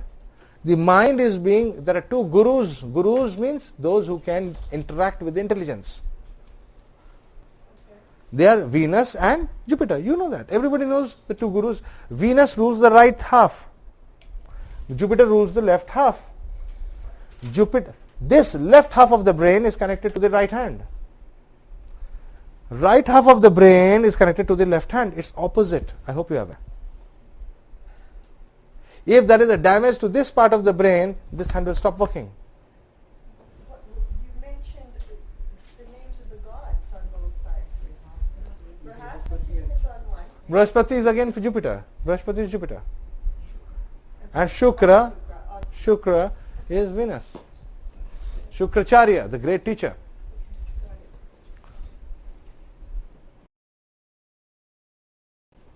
Okay? Again, twofold division. The mind has been, the intelligence is broken into two parts. Hora Shastra. Hora means twofold division. I divided the mind again into two parts. A guru who is a male guru, Jupiter, and a guru who is a female guru, Venus. Again twofold division. These twofold division led to two hands working. This is the hand of Venus and this is the hand of Jupiter. Vastram dehi me Shukra. That is the mantra by which you put your left hand forward and you worship Shukracharya for vastra or clothes. If you don't worship Shukracharya for clothes, you'll be walking around nude. We worship Shukracharya every time we breathe in with this left nostril. Okay? There is a link. Everything is linked. Understand the linkages. Nothing is just happening offhand. Nothing is just happening just like that. As advanced Jyotishas, you must understand the links. There is a linkage.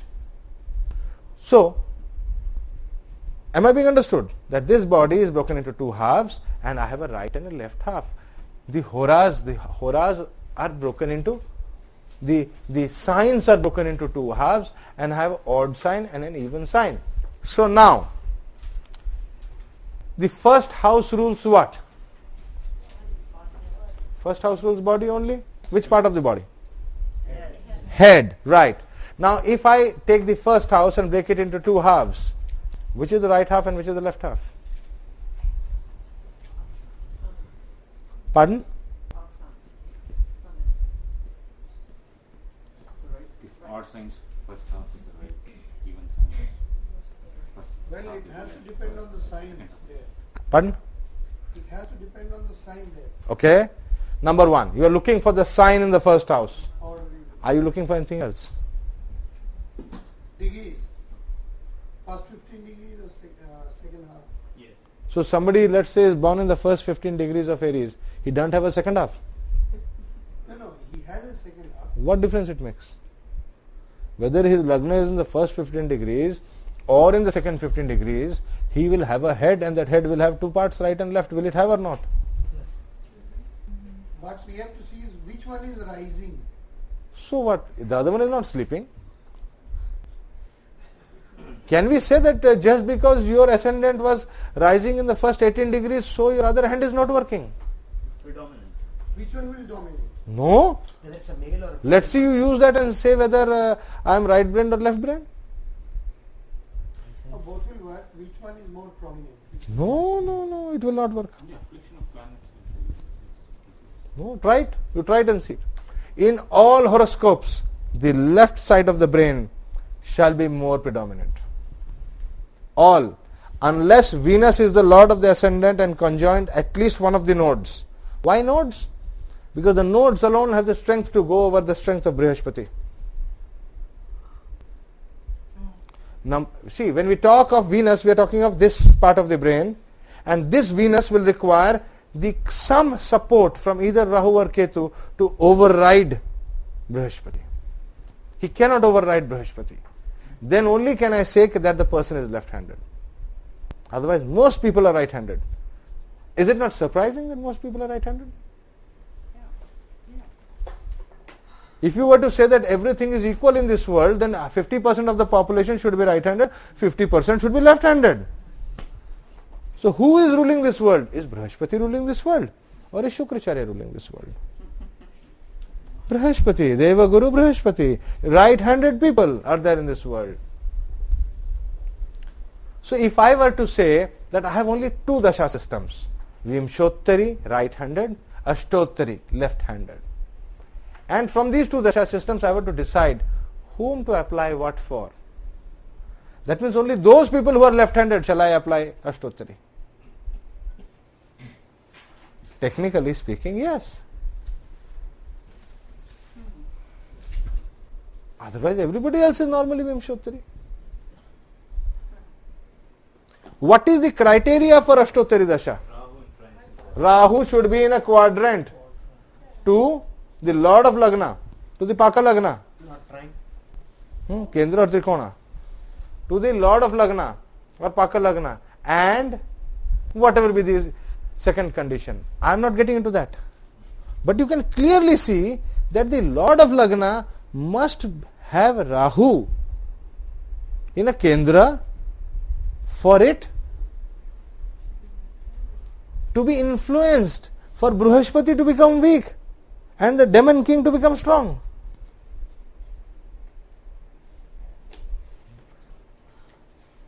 So the rules which have been used to define the applicability for Ashtottari Dasha are also based on right half, left half.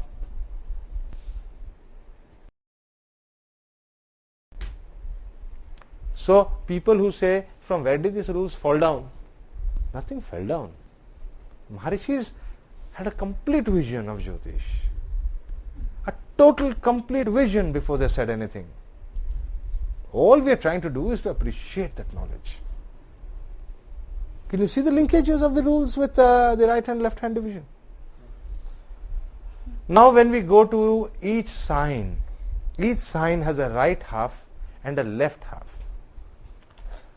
In all males, physically, you are born a male or born a female.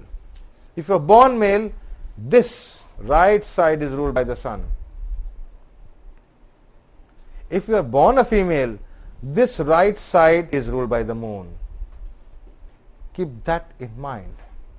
It is extremely fundamental. Because each person who is born with a certain kind of a body, the Atma does not have a sex. Atma is neither male nor female. That is why any mantra which is associated with the Atma or the Ātmakāraka or moksha has to end with what we call a napumsaka bija. Namah. Namah is napumsaka. That is neither male nor female. Neuter. Swaha is female. Fat is male. The ending of a mantra decides whether the mantra is male or female. The male mantras are more masculine, dominating, warrior-like, destructive. Female mantras are more praying, beneficial, kind. Napumsaka, neither this nor that. They are perfect calmness. No emotions of the moon, no crying, swaha, washat, nothing. None of the anger and passion of the masculine mantras. So you must understand the mantras are also divided into two types. Male, female, and those in between, the neuters. And Atma, the best mantras are always neutral. Okay? Now,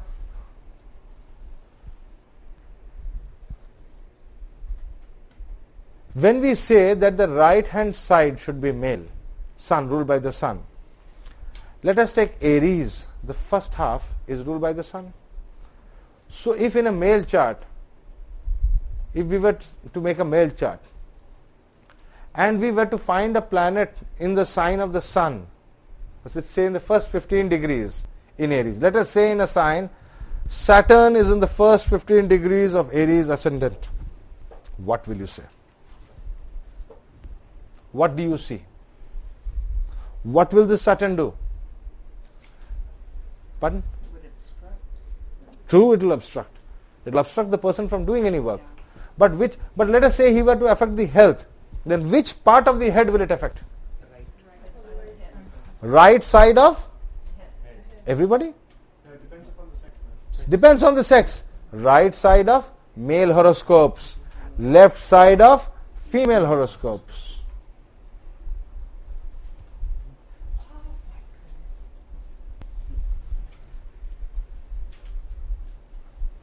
The twofold division. You should be clear about the twofold division.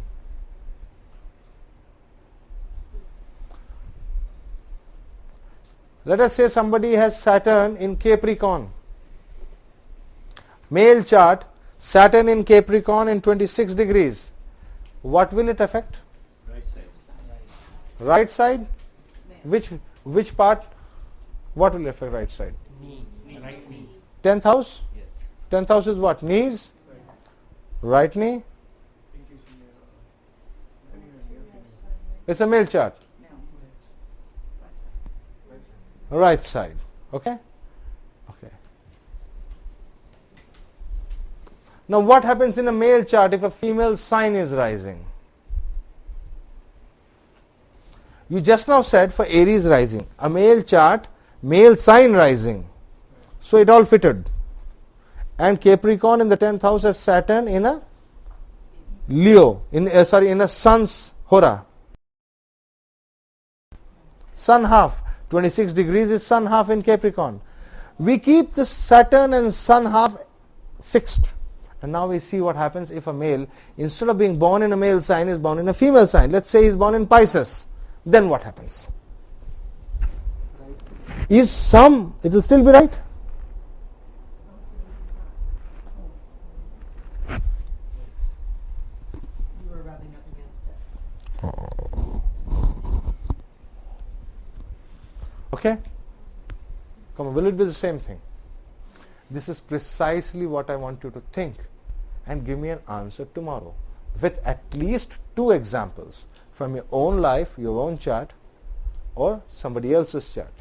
And somebody else's chart as to how a planet has afflicted at least one part of the body. All I need to know is whether it is the right half of the body or the left half of the body. It's very important. You should know clearly which half is getting afflicted. This is one question. Second question, why is the liver on the right half? Is the liver on the right hand side or is it on the left hand side? Right half. Right half? Right. I need to know why the liver is on the right hand side and why an equivalent of the liver. I hope you realize the importance of the liver in a chart. What is the importance of the liver? Cleanses. Pardon? Cleanses. Liver cleanses only? Digests. Digests? What happens if there is any problem to the liver? What is your life force? Where does your life force come from? No energy. Because it's related to Mars, which gives energy to all the other planets. Who is the ruler of the liver? Jupiter. Good. And what is the color of the bile? Yellow. Yellow. Good. Good. And what happens when that bile comes out in correct quantity?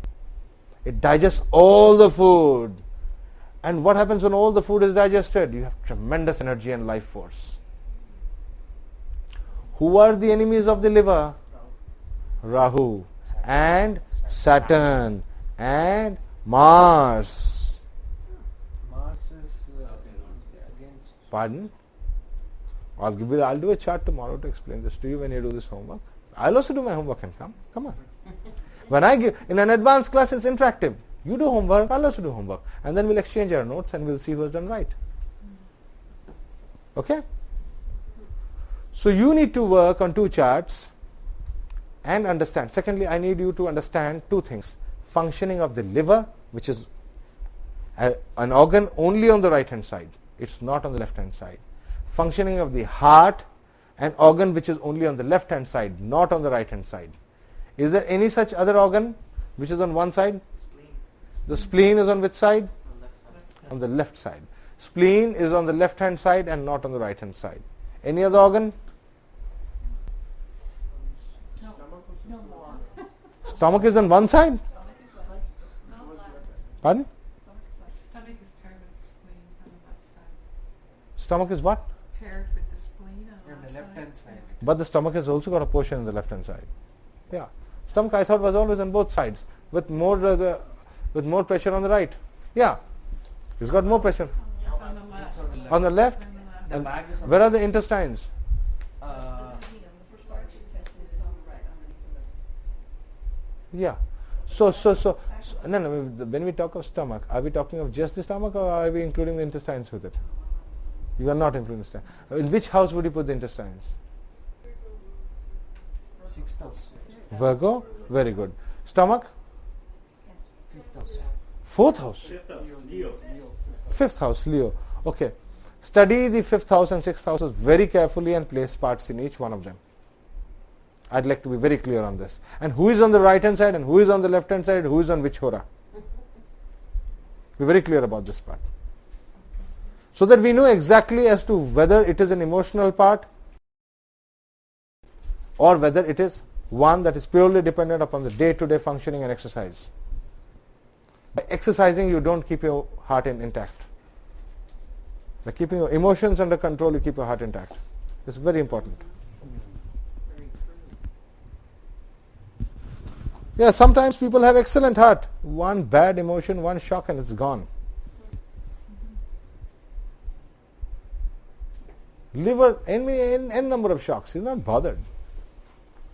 It's a day-to-day erosion, day-to-day drinking, alcohol, Saturn. More of Saturn, more the liver is gone. meat, non-vegetarian food, is it good for the liver? Anybody? See, it puts pressure on the liver. Rahu rules which food? Red meat? Yeah. Right. Ketu loves to eat. See, the beauty about Rahu, Ketu are that they are eating up each other. That's how we are living. If they were not too busy eating them up, then they would eat us up. Right? Rahu is the red meat. Ketu loves red meat. Ketu means fish. And Rahu loves to eat fish. So anybody who likes these foods is in that cycle. So by avoiding that cycle, you are basically saving your liver from the shocks of having to digest Rahu and Ketu. Should Mars be alcohol then? No, Mars is not. No. Saturn is alcohol. Mars loves to take alcohol. Don't we say that Ekadashi people are Yeah, just like I explained, Rahu and Saturn. This knowledge of Jyotish is very helpful, provided it really help you. Horas. Horas decide what you should do when. So if each sign has 2 horas, how many horas are there in a day? 24. Right. Having got the 24 horas, of course all of us know why the planets rule over these horas, right? We all know that. Anybody who doesn't know that? Anybody? Everybody knows. Good. Based upon which we have the order of the 7 weekdays. Everybody knows that also. Right? Good. So now, these 7 planets rule the 7 important systems of the body. Which are the 7 systems? Sun, which system? If you were given the task of creating a creature, you would require 7 systems to keep it going. To create it and to keep it going. Which are the 7 systems and which planet rules what? First, Sun. Tell me. Anybody? Government. Yeah, go on. Heart. Heart is not a system. Oh, I'm sorry. Skeletal system. Why? Be more confident. You are right. You know so much. Yeah. Later on, nervous, no. Skeletal system.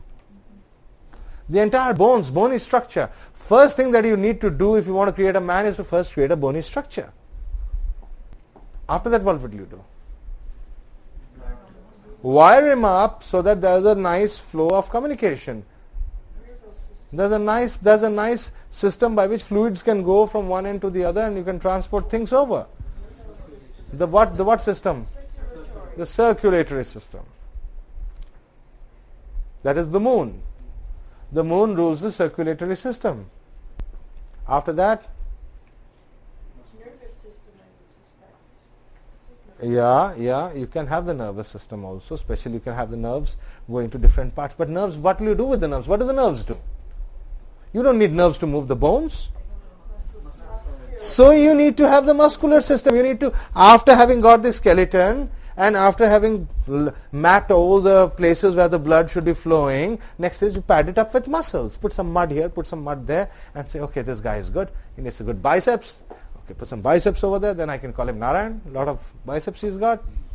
Okay, or I can put a lot of mud out here and call him Sanjay. Right? Like that. You pad it up with muscles. Mars. And after that next, these muscles got to move. Right? The nervous system. I make a beautiful thin electrical impulse. I wire him up. I wire this guy up. And have a battery over there which can put small currents running all through. Right from the brain, the currents will run all through and control his entire movement and thing. And that is the Mercury, the nervous system. After that, now this being, having been created, if I create it now, and of course on top of that I put the skin and all that which is a part of the entire nervous system. Suddenly realized that if this being is not going to eat, he will die. So what do I need? I have to have a method of putting food into the body by ensuring that he is re-energized, batteries are provided to make the being run? The digestive system, Jupiter, of which the liver is the most crucial part. And finally, having digested, I need something to cleanse him up, otherwise he'll die of disease. Saturn, the excretory system. These 7 systems define all creation. 7? Did I miss 7? Oh, of course. Of course. This guy needs to create duplicates. I'm not going to create him again. Of course. He needs to create the reproductive system, Venus, straight away. Any food that we eat, if you see the brain, when we talk of the brain and the cranium, the brain is composed of what we call the intelligence of the being. And this intelligence is playing on a field called the mind, mana. The brain is also ruled by Jupiter. The intelligence is ruled by Jupiter. What happens when we eat foods is that these foods are digested by the liver and they send straight messages immediately to the brain. The digestive system has a direct messaging system to your brain. Immediately after eating, have you seen how you feel tired, you want to rest? Why? If the messaging system didn't go to the brain, how would the brain tell the blood? Where the hell are you going? Send more blood down there. Send more workers over there.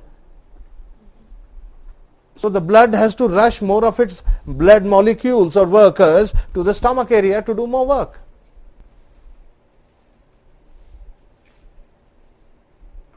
So there is a direct connection between what you eat and what you think. Right. It's perfect. Thank you.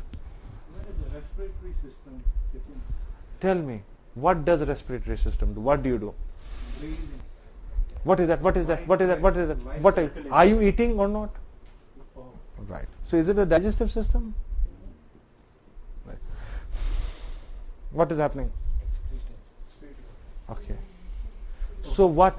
Any form, any method of taking in, giving out. Pana means consuming. Apana means giving out.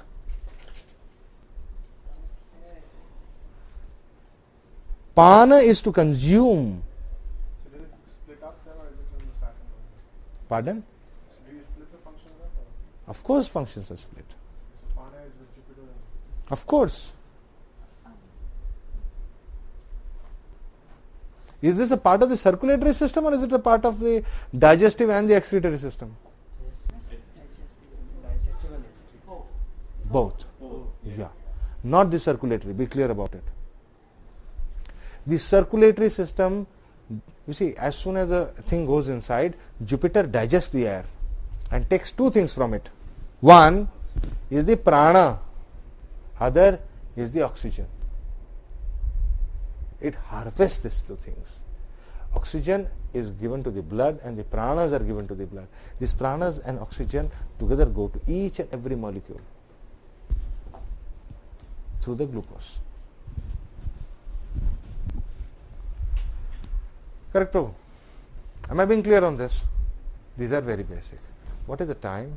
It's 4 o'clock now. 4, 4:10, 4:15. I have not been well today, but anyway I have kept this. You have understood these systems now. Each of these systems has a clear function. Now when you see any one of these planets connected with the 8th house, of course Venus is the reproductive system, keep that in mind. Any one of these planets connected with the 8th house, 8th house, then know that such a planet can cause a defect in that system. 8th Lord or even in the 8th house? 8th house. Just 8th house. It should be related. The chances of a disease are possible. Why? Because the 8th house is the seat in the body. What does the 8th house represent? The anus. What is the anus? The anus is the part of the excretory system. So if one body part, let us say Libra is in the 8th house, that means the excretion or the cleansing pertaining to Libra is not happening properly. Hence disease will come over there. Why is the 8th house the house of disease?